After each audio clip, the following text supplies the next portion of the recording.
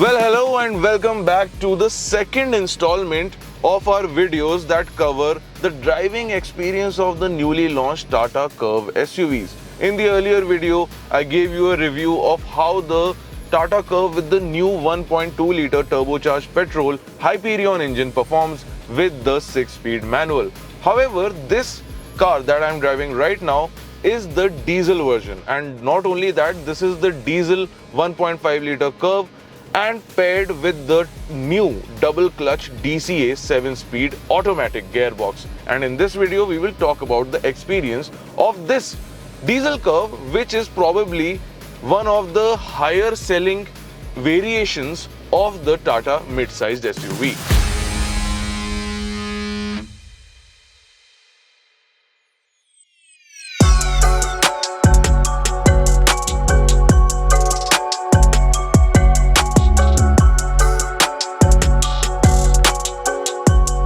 Okay, so while we focused more on how the petrol Curvv performs in terms of its acceleration, its performance and other things, in this video we will focus on how the diesel Cryojet engine performs, which we are familiar with. It's not completely new to us, and also how it works in tandem with the 7-speed dual clutch system. Well, for starters, people tend to go towards diesel when they have a driving habit or driving need of a lot of distance on a regular basis. If you are in the city, you can look at the petrol engine options, but people usually go in for the diesels when they need to travel interstate, intercity, on the highways a lot, and that is where the Tata diesel Curvv comes into picture. And it is really interesting to see that Tata decided to offer this with the 7-speed dual clutch transmission as well, because these transmissions are known to be a little complicated. However, they do offer very refined performance, but then again these are also known to be a bit complicated gearboxes because of the double clutch system and all, and that is something where Tata has really, come up with a lot of innovative tech and ideas to make life of double clutch automatic transmission owners a little better than what we are used to being offered in our affordable segments.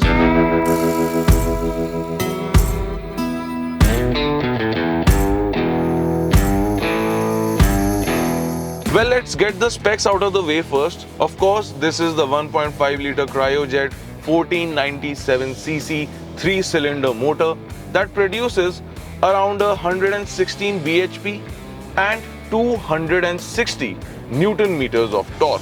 And that torque is what attracts people the most towards the Tata. See, right now, I just put my foot down, the double clutch came into action, dropped a gear and started pushing me ahead.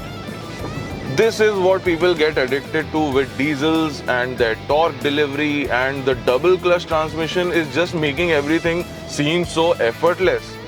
And that is the kind of thing that really, makes a place in a person's mind when they are living with a vehicle like a Tata Curvv on a daily basis.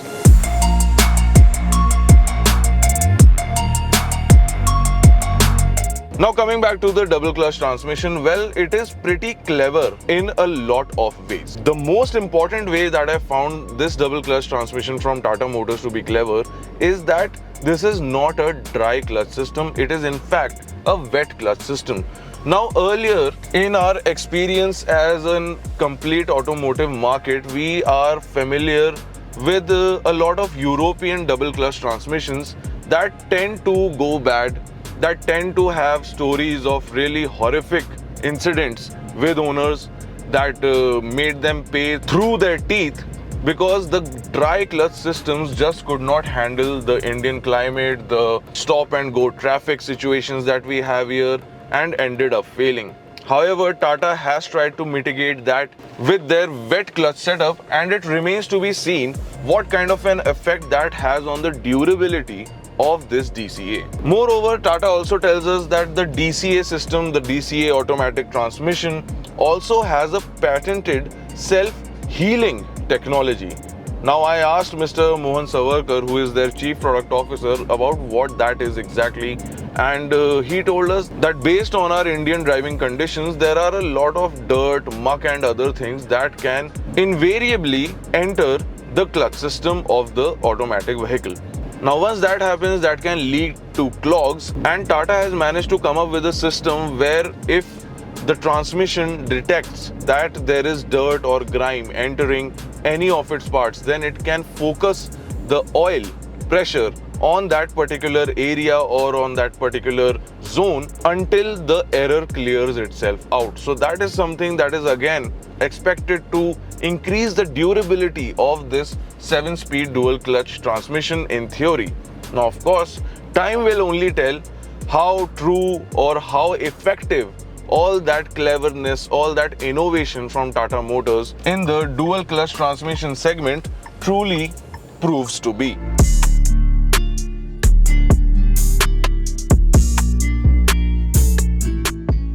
Coming back to the diesel engine, well, of course, the meat of the power that you will feel is of course beyond the 1800 RPM mark, but even before that, it is no slouch as such. It feels more docile than when the turbo has kicked in, but overall the grunt from the diesel motor is quite capable of taking on anything and even at low speeds. I also did a bit of, because I thought that the diesel engine option is also a favorite of people who like to do long travel, so they might also encounter really bad roads or even have to go off-road due to some situation. Then so we took the diesel curve a little off-road. You'll be seeing the visuals right now on your screens. And the thing that I noticed, now of course I was not worried about if the car will be able to pass through or not, because there is ample ground clearance of 190 mm. You've got ample of grunt both in the low end and mid end of the rev band. But the thing that really impressed me was how quickly the transmission, the 7DCA, decided that I need more grunt from the car to pass over a certain patch of road, and it instantly delivered it to me.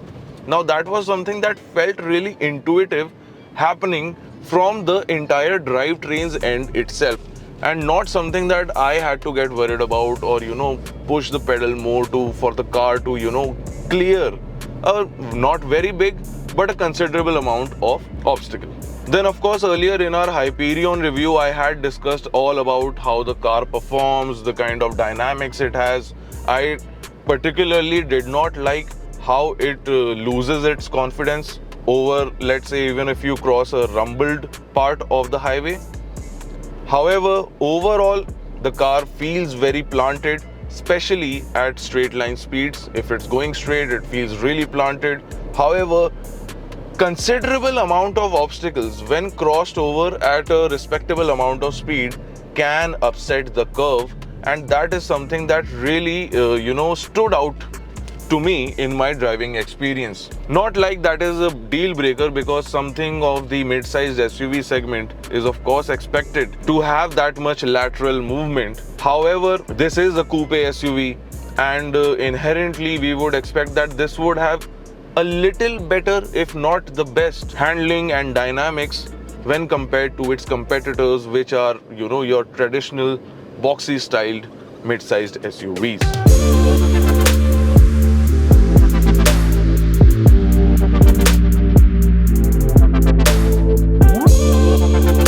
Now, fuel efficiency is something that I cannot give you a very exact figure about on, because during our test drive, where we were having a lot of fun with these cars, we were only able to extract around 10 to 11 kilometers per liter, and it did not go very low than that, and it did not really go really above than that as well. However, another thing that did impress me about the Curvv diesel in particular is how well the NVH levels are controlled inside this mid-sized coupe SUV.